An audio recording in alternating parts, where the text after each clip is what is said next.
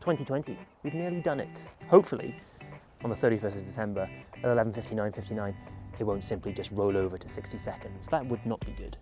Now, to save you the traumatic experience of trying to remember exactly what happened in 2020 for yourselves, I've done it for you. So here we go, a 12-month review of what happened in 2020 for posterity. We'll start, as is tradition, with the first month of the year, January. Roll the tape.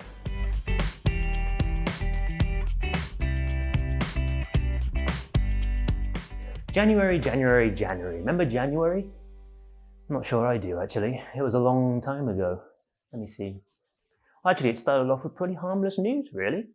Harry and Meghan decided that they wouldn't really be royals anymore. A night train arrived in Brussels for the first time in years. Spain finally got a government. And researchers recreated what a 3,000-year-old Egyptian mummy could have sounded like. Let's have a quick listen, shall we?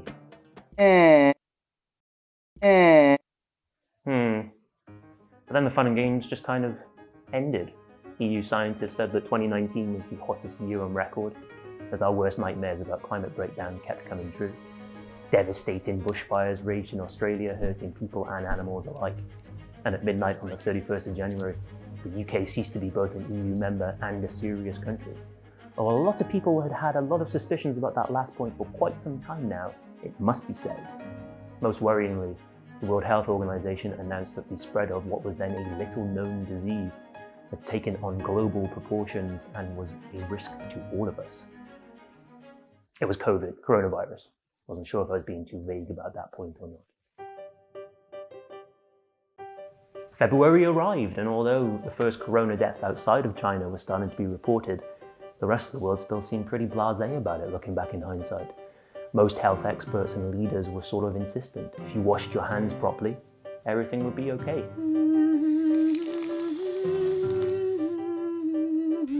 In the States, Donald Trump's impeachment trial wrapped up, acquitting the president. He's still only the third commander-in-chief to get impeached, and he would go on to set another unenviable record later in the year.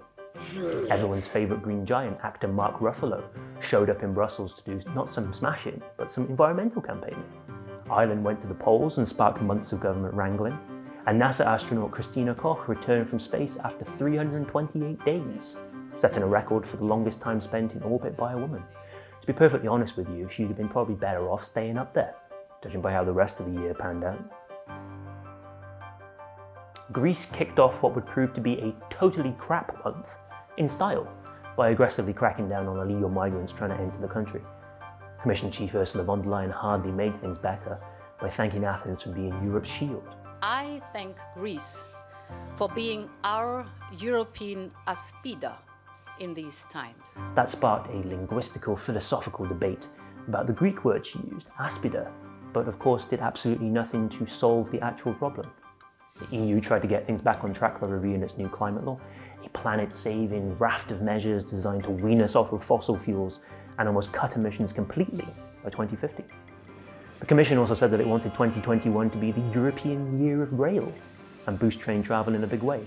But then Europe and the rest of the world rather came off the tracks completely, really. Virus cases and deaths started to skyrocket. It all looked rather worrying and hopeless. Governments decided to lock down their countries, and the pause button was hit on life as we then knew it. MEPs voted en masse remotely for the first time, and Belgium got its act together and formed a government under Sophie Wilmers. People also started to hoard toilet roll, the loonies, in what proved to be one of the most bizarre aspects of the pandemic.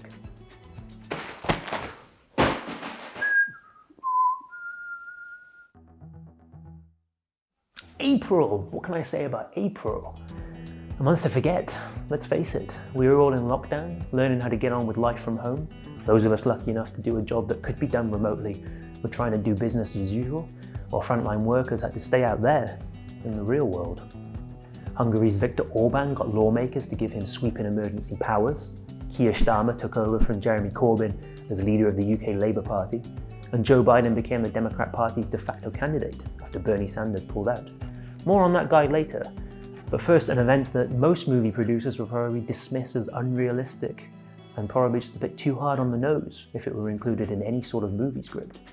Wildfires, some man-made, raged in the area around Chernobyl, threatening to release radioactive ash into the air just as the world battled a deadly disease. It's at points like those you just have to ask yourself, Do we bring all of this misery on ourselves? May was a bit of a strange one too when you think about it. EU countries started to come out of lockdown as they seemed almost hell-bent on saving the summer and protecting tourism. In the United States, George Floyd was killed by police, sparking protests across the country and indeed the world. Germany had a bit of a strange one as well. Its courts ruled that burning the EU flag should be illegal and even come with a prison sentence. And then they decided that the European Central Bank had exceeded its powers, sparking what could have been a bit of an institutional crisis for the EU. It still might too. The European Commission also unveiled its farm to fork strategy, a wide sweeping plan meant to make farming more environmentally friendly and our food healthier. Airlines like Air France and Lufthansa were on course to get billions in bailout cash, and the Commission debuted its next generation EU €750 billion virus fund. That was a bit of a bright spark, really. Billions of euros for the virus recovery. The Commission was praised for being bold in what could and what couldn't be funded. But as we would see later in the year, getting approval for budgets and funding is not exactly the easiest thing in the world. June was the month of hope as we got to the middle part of 2020. Virus cases were plummeting in Europe. Health experts said that the first wave of the virus was essentially over, and vaccine researchers had even started doing human trials. Maybe there was light at the end of the tunnel after all. But of course we had plenty of other things to worry about in the meantime. Ahead of the Polish presidential election, incumbent Andrzej Duda said that he would ban the teaching of LGBT issues in schools.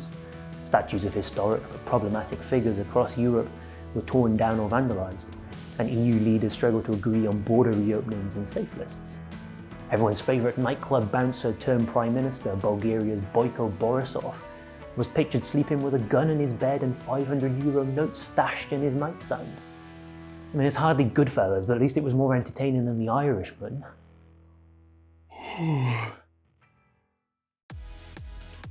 July was another month of decreasing cases in Europe, and hope slowly started to build that maybe, just maybe, the pandemic was over. What did it were so simple, huh? German tourists in Mallorca were the first to spark concerns that our summer fun would lead to a second wave, while the UN called for all conflicts to at least pause. Andrzej Duda ended up narrowly winning Poland's presidential election. Funny to think that the rule of law mess at the end of 2020 could well have been avoided or at least mitigated if Duda had actually ended up losing that vote. I mean, you could argue that it was the EU's sliding doors moment of 2020. It took a marathon set of talks, but EU leaders signed off on the bloc's next budget and the €750 billion recovery plan. This was a pretty big deal. It took ages, but it was pretty historic. It wasn't the Hamilton moment that people thought it would be, but for the very first time the EU would mutualise debt on a big scale and then hand out most of it in grants. Frugal four be damned. I mean, summit over, everyone on holiday almost carefree. Almost. August was a bit of normality for those of us lucky enough to escape somewhere hot and sandy. A brief respite from the trash fire that was 2020 at the time. But of course the pandemic was still there, lurking in the background, ready to come back with a vengeance. And world events didn't exactly make life any brighter, being as bleak as they were. Belarus held its presidential elections. Longtime leader Alexander Lukashenko won in a landslide, but of course the vote was rigged. Russian opposition figurehead Alexander Navalny was poisoned to a nerve agent. His life was saved by quick-thinking airline pilots, and probably thanks to treatment received in Germany as well. In Lebanon, a massive explosion at Beirut's port left scores dead and devastated the capital, plunging the already struggling country into even deeper crisis. It was all a bit much, really. Disaster after disaster piling on top of one another. Life didn't used to be this bleak, did it?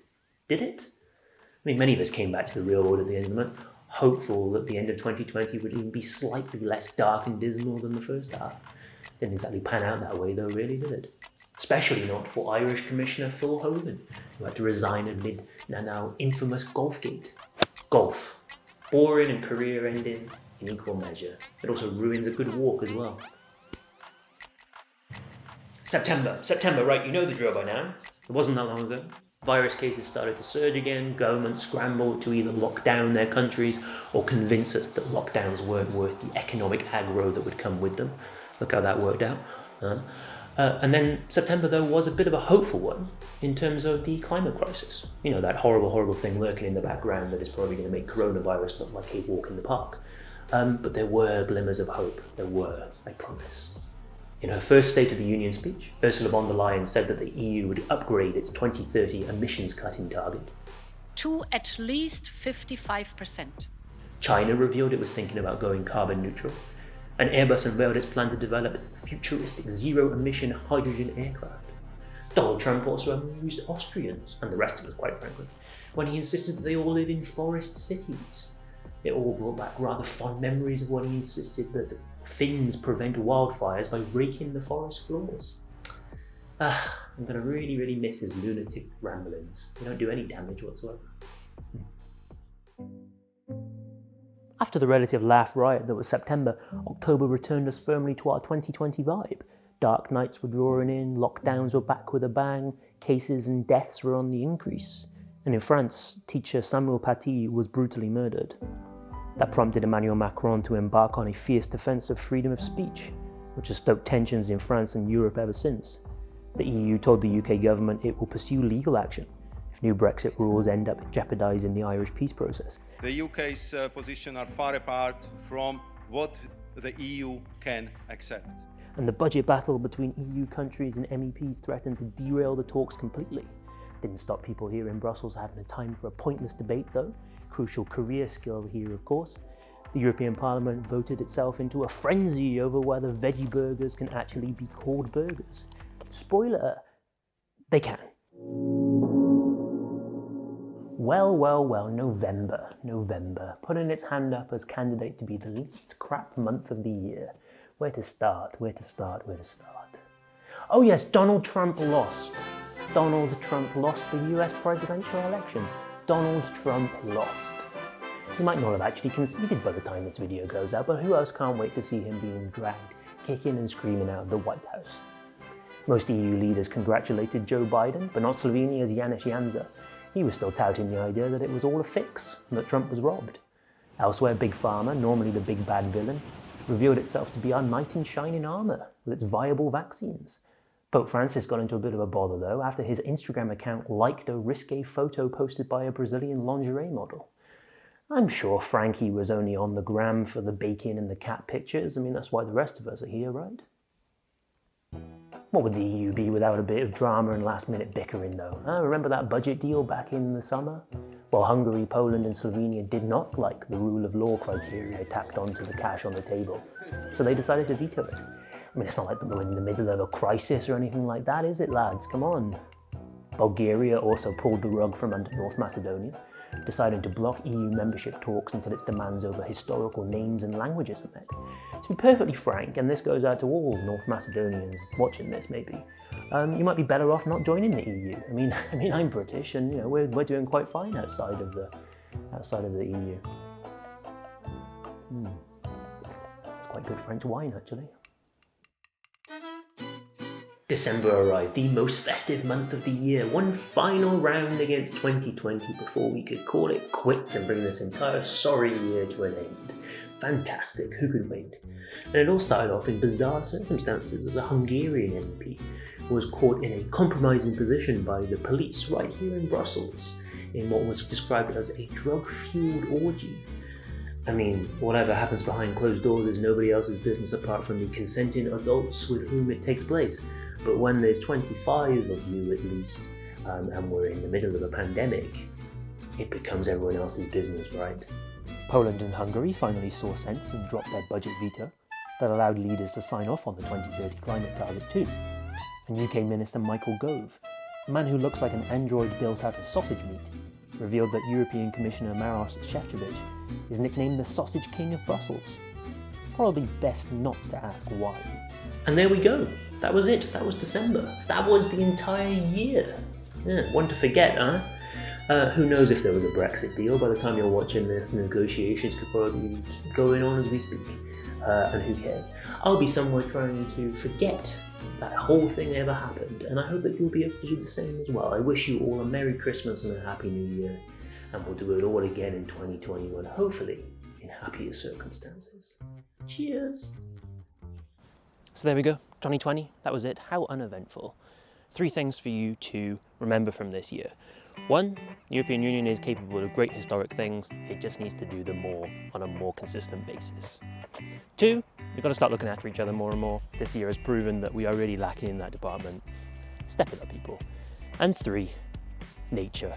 If you look after nature, it will look after you. How many of you have taken solace in a walk in the park or just spending time with a dog or a cat over the course of the last 9 months?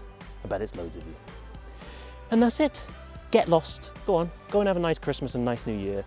Ready for 2021. Who knows what it will bring? And that's it. Go away,